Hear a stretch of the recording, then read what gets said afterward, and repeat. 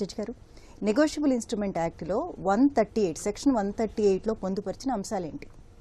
Okay, negotiable instrument act 1981లో రావడం జరిగింది. దాంట్లో మొత్తం నెగోషియబుల్ ఇన్స్ట్రుమెంట్ యాక్ట్లో only one section 138 is an offence, అదొక ఆఫెన్స్ అనమాట. దాంట్లో మనకి 3 ఇంగ్రీడియంట్స్ ఉంటాయి. ఫస్ట్, ఒక చెక్ ఎవరన్నా ఒకరికి ఇవ్వడం జరగాలి. ఆ చెక్ అనేది విదిన్ 3 monthsలో ప్రెజెంటేషన్ చేసిండ్రు బ్యాంక్లో ఫర్ ఎన్కాష్మెంట్. ప్రెజెంట్ చేసిన తర్వాత అది సమ్ రీజన్తో రిటర్న్ కావాలి. రిటర్న్ అయిన తర్వాత విదిన్ 15 days తను ఒక నోటీస్, మీరు ఈ చెక్ ఇచ్చిండ్రు, ఈ చెక్ ఈ విధంగా డిజానర్ అయ్యింది, నాకు ఎన్కాష్మెంట్ కాలేదు అని ఎవరు చెక్ ఇచ్చిండ్రో వాళ్ళకి ఒకటి డిమాండ్ నోటీస్, రిటర్న్ నోటీస్ పంపించాలి. నోటీస్ పంపించిన తర్వాత వాళ్ళకి అందిన వెంటనే విదిన్ అట్లీస్ట్ ఒక 15 days వెయిట్ చేయాలి. తన రిటర్న్ అమౌంట్ ఇస్తారా, లేదు అంటే వాళ్ళు ఏమైనా రిప్లై ఇస్తారా అని 15 days వెయిట్ చేసిన తర్వాత ఆఫ్టర్ విదిన్ 1 month వాళ్ళు ఒక కేసు ఫైల్ చేయడం జరుగుతుంది.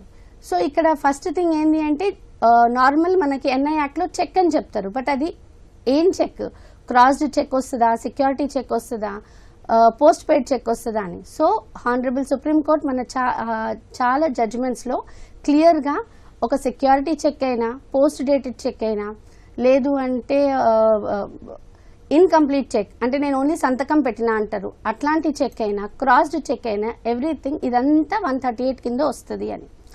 దాని తర్వాత ఇప్పుడు నేను నోటీస్ పంపిస్తున్నాను, నోటీస్లో ఏం రావాలి, ఆ లీగల్ నోటీస్లో అనేది మీ మధ్యన జరిగిన ట్రాన్సాక్షన్ మొత్తము, ఈ చెక్ ఎందుకు ఇవ్వడం జరిగింది, ఆ చెక్ మనం ప్రజెంట్ చేసినప్పుడు ఏ రీజన్తోని డిజానర్ అయ్యింది, ఇవన్నీ చెప్తూ నువ్వు నాకు ఇంత అమౌంట్ ఇవ్వాలి, యాజ్ పర్ ద చెక్లో ఇంత అమౌంట్ ఉంది, నువ్వు నాకు ఇంత అమౌంట్ ఇవ్వాలి అని డిమాండ్ ఉండాలి. దాంట్లో ఈ చెక్ అనేది నాకు డిజానర్ అయ్యింది కాబట్టి మీరు ఈ అమౌంట్ విదిన్ 15 daysలో నాకు ఆ అమౌంట్ ఇవ్వకపోతే నేను ఏదన్నా ప్రొసీడింగ్ అంటే సివిల్ క్రిమినల్ ప్రొసీడింగ్స్కి వెళ్తాను అన్నట్టు దాంట్లో క్లియర్గా డిమాండ్ ఉండాలి.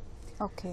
సో చెక్ రిటర్న్ అయ్యింది, రిటర్న్కి రీజన్స్ ఏమి ఉండాలి, ఇన్సఫిషియెంట్ ఫండ్స్ అంటే మీ అకౌంట్లో అంత డబ్బులు లేవు, లేదంటే మీరు స్టాప్ పేమెంట్ చేసిండ్రు, నేను ఈ చెక్ ప్రెజెంటేషన్ అయినప్పుడు నేను ఈ అమౌంట్ ఇవ్వద్దు అని బ్యాంక్కి ఇన్స్ట్రక్షన్స్ ఇచ్చినాము. ఇవన్నీ థింగ్స్ వెదర్ అది 138లో వస్తుందా అంటే హానరబుల్ సుప్రీంకోర్టు ఇన్సఫిషియెంట్ ఫండ్స్ అయినా, చెక్ రిటర్న్డ్, సిగ్నేచర్ డిఫర్ అయినా, లేదు అంటే స్టాప్ పేమెంట్ అయినా ఎవ్రీథింగ్ విల్ కమ్ అండర్ 138 అని చెప్పిండ్రు.